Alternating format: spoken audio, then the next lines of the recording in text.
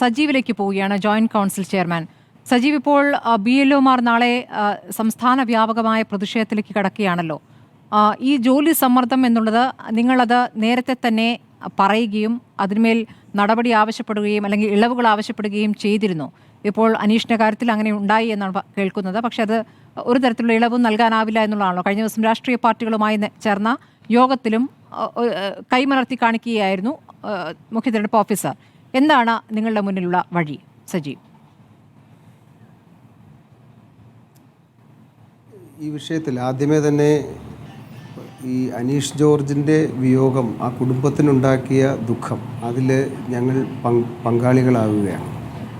വളരെ ദൗർഭാഗ്യകരമായ ഒരു സംഭവമാണ് ഉണ്ടായത്. ഞങ്ങൾ ഈ SIR പരിപാടി ആരംഭിക്കുമ്പോൾ തന്നെ സംസ്ഥാന തെരഞ്ഞെടുപ്പ് ഓഫീസർക്ക്, മുഖ്യ തെരഞ്ഞെടുപ്പ് ഓഫീസർക്ക് ഇത് സംബന്ധിച്ച് തദ്ദേശ സ്വയംഭരണ തെരഞ്ഞെടുപ്പുമായി ബന്ധപ്പെട്ട് ധാരാളം ജീവനക്കാർ ROമാരുടെ സ്റ്റാഫായി, റിട്ടേണിംഗ് ഓഫീസർമാരുടെ സ്റ്റാഫായി പ്രവർത്തിക്കേണ്ടി വരുന്നു. ഒന്ന്. രണ്ട്, ഈ ജില്ലകളിലെ ജില്ലാ ഇലക്ടറൽ ഓഫീസർ എന്ന് പറയുന്നത് കളക്ടറാണ്. കളക്ടർ തന്നെയാണ് ജില്ലാ പഞ്ചായത്തിൻ്റെ റിട്ടേണിംഗ് ഓഫീസർ. ഇതേ കളക്ടറാണ് ഈ സംസ്ഥാന തെരഞ്ഞെടുപ്പ് കമ്മീഷൻ്റെ മുഖ്യ തെരഞ്ഞെടുപ്പ് ജില്ലകളിലെ തെരഞ്ഞെടുപ്പ് ഓഫീസറും ഇദ്ദേഹമാണ്.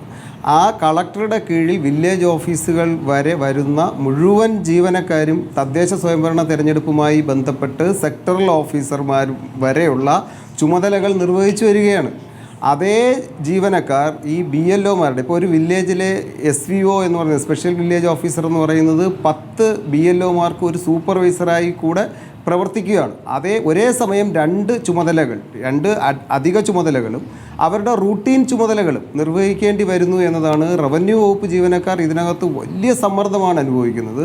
അതോടൊപ്പം BLOമാരുടെ സംബന്ധിച്ചിടത്തോളം കേരളത്തിൽ നേരത്തെ തന്നെ ആവശ്യമായ BLOമാരെ ഇവരെടുത്തിട്ടുണ്ടായിരുന്നു. എടുത്ത BLOമാരെ ഒന്നും തന്നെ അവരുടെ സ്വന്തം ഇഷ്ടപ്രകാരം BLOമാരായതല്ല.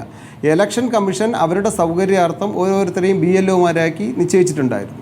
അതിൽ അംഗനവാടി ടീച്ചർമാരെ വരെ BLOമാരാക്കിയിരുന്നു. പക്ഷേ ഇപ്പോൾ കേന്ദ്ര തെരഞ്ഞെടുപ്പ് കമ്മീഷൻ ഈ അടുത്ത കാലത്ത് അംഗനവാടി ടീച്ചർമാരെ ഒഴിവാക്കണമെന്ന് ആവശ്യപ്പെട്ടു. അങ്ങനെ വന്നപ്പോൾ തദ്ദേശ സ്വയംഭരണ സ്ഥാപനങ്ങളിലെ ജീവനക്കാരെ ഉൾപ്പെടെ BLOമാരായി നിശ്ചയിച്ചുകൊണ്ട് കേന്ദ്ര തെരഞ്ഞെടുപ്പ് കമ്മീഷൻ ഉത്തരവിറക്കി.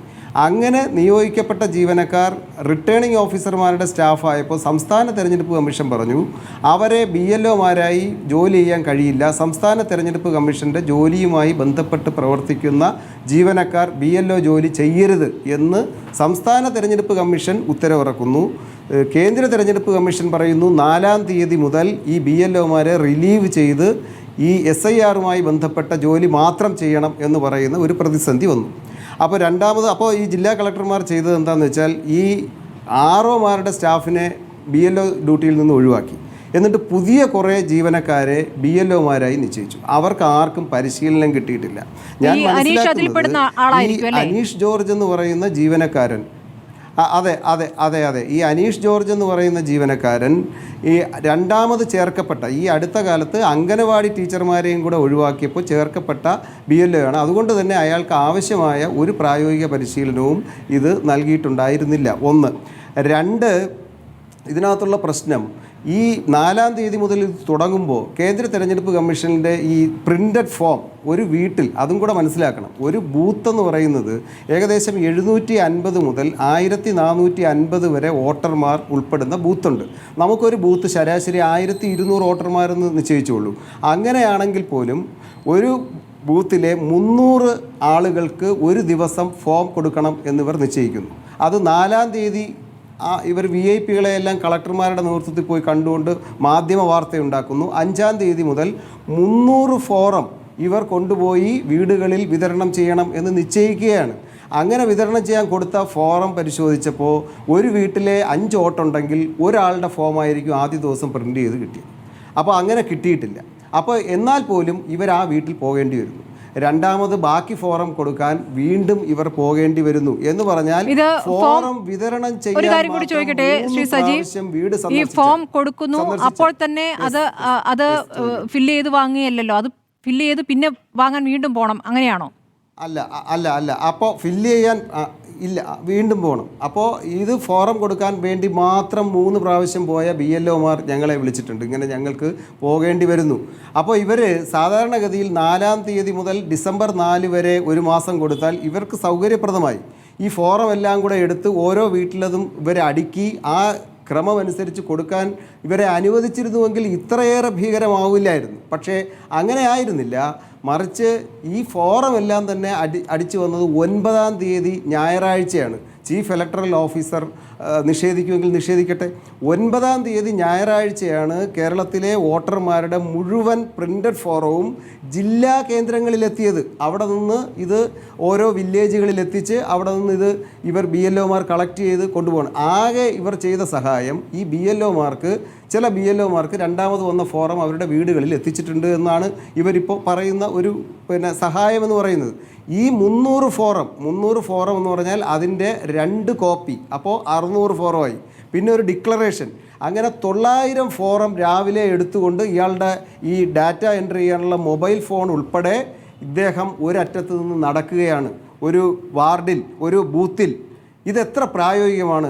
ഒരു വീട്ടിൽ അയാൾ ഗേറ്റ് തുറന്ന് ഡോർ ബെല്ലടിച്ച് 10 മിനിറ്റെങ്കിലും എടുക്കും ഒരു വീട്ടിലെ ഒരു വോട്ടറുടെ വിവരങ്ങൾ നൽകുക മാത്രം പോരാ. 2002 വോട്ടർ പട്ടികയിൽ അവിടെ പേരില്ല എങ്കിൽ ഇദ്ദേഹത്തിന് എവിടെ പേരുണ്ടായിരുന്നോ അവരുടെ വിവരങ്ങളും ഈ BLO ഇവർക്ക് കൊടുക്കണം. അപ്പോൾ എത്ര സമയമെടുക്കും? അങ്ങനെയാണെങ്കിൽ 8 മണിക്കൂർ ജോലി ചെയ്താൽ ഒരു BLOയ്ക്ക് 48 വോട്ടർമാരുടെ അപേക്ഷാ ഫോറം കൊടുക്കാൻ കഴിയും. അല്ലെങ്കിൽ 50 എന്ന് വെച്ചോളൂ. അപ്പോൾ ഇവർ ഉച്ചഭക്ഷണം ഉപേക്ഷിച്ച് രാവിലെ 6 മണിക്ക് വീടുകളിൽ നിന്ന് ഇറങ്ങുന്നു. വീടുകൾ പലതും ഡോർ ക്ലോസ്ഡ് ആയിരിക്കും. 2 പേർ ഓഫീസിൽ പോകുന്നു, അല്ലെങ്കിൽ മക്കൾ പഠിക്കാൻ പോകുന്നു, വീട് ക്ലോസ്ഡ് ആണ്. ആരെ ഏൽപ്പിക്കും? അപ്പോൾ ഇത് വലിയ പ്രശ്നമായി. ഇതെല്ലാം മേലുദ്യോഗസ്ഥരുടെ ശ്രദ്ധയിൽപ്പെടുത്തി. 11-ാം തീയതി വളരെ ശ്രദ്ധിക്കേണ്ട ഒരു കാര്യം, 11-ാം തീയതി കേന്ദ്ര തെരഞ്ഞെടുപ്പ് കമ്മീഷൻ്റെ ഒരു ഉദ്യോഗസ്ഥൻ ഡൽഹിയിൽ നിന്ന് കേരളത്തിൽ വരുന്നു. ഡെപ്യൂട്ടി കളക്ടർമാരെയും ആ ഉദ്യോഗസ്ഥൻ ഭീഷണിപ്പെടുത്തുന്നു.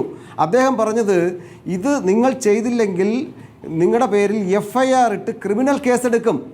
അപ്പോൾ ആ ക്രിമിനൽ കേസെടുക്കാൻ കളക്ടർമാർ താഴെ തട്ടിലേക്ക് നിർബന്ധിച്ച് അവർ ക്രിമിനൽ കേസ് എടുത്തില്ലെങ്കിൽ കളക്ടർമാരുടെയും ഡെപ്യൂട്ടി കളക്ടർമാരുടെയും പേരിൽ കേന്ദ്ര തെരഞ്ഞെടുപ്പ് കമ്മീഷൻ കേസെടുക്കും എന്ന് പറഞ്ഞുകൊണ്ട് ഇവരെ ഭീഷണിപ്പെടുത്തുകയാണ്.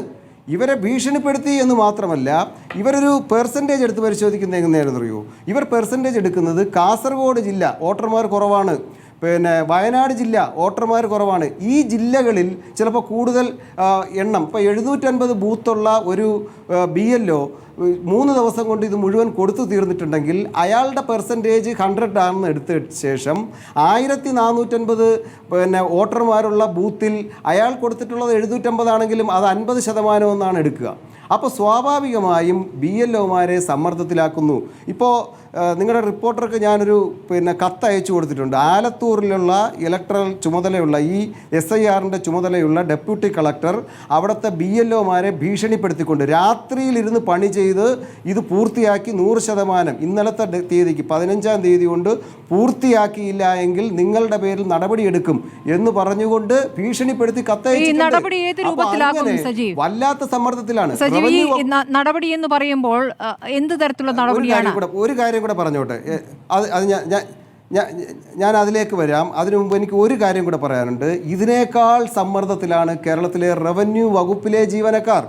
ഈ 10 മിനിറ്റ് ഇടവിട്ട് ഈ 10 പേരെയും ഒരു SVO ഫോണിൽ വിളിച്ച് നിങ്ങൾ എത്ര വീട്ടിൽ കയറി എന്ന് രേഖപ്പെടുത്തണം.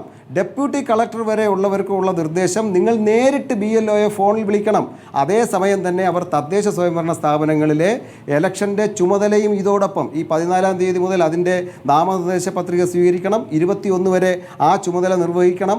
ആ ചുമതലയും ഞാൻ നേരത്തെ സൂചിപ്പിച്ചതുപോലെ ജില്ലാ പഞ്ചായത്തിൻ്റെ ഭരണാധികാരിയാണ് കളക്ടർ. അപ്പോൾ ആ ജീവനക്കാർക്ക് ആ 2 ജോലിയും ചെയ്യാൻ വലിയ സമ്മർദ്ദമാണ് അവർ. അതുകൊണ്ട് ഞങ്ങൾ ചീഫ് ഇലക്ടറൽ ഓഫീസർക്ക് നിവേദനം നൽകി. ജോയിൻറ്റ് കൗൺസിൽ മാത്രമല്ല, NGO യൂണിയനും അതുപോലെ തന്നെ NGO അസോസിയേഷനും നിവേദനം നൽകി.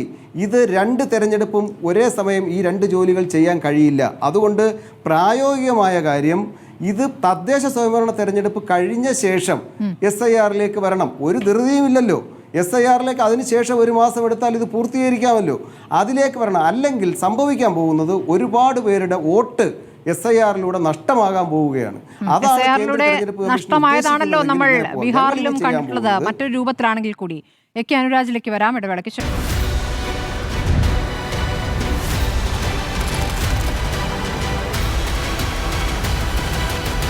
ഡിബേറ്റ് വിത്ത് സ്മൃതി പരുത്തിക്കാട്.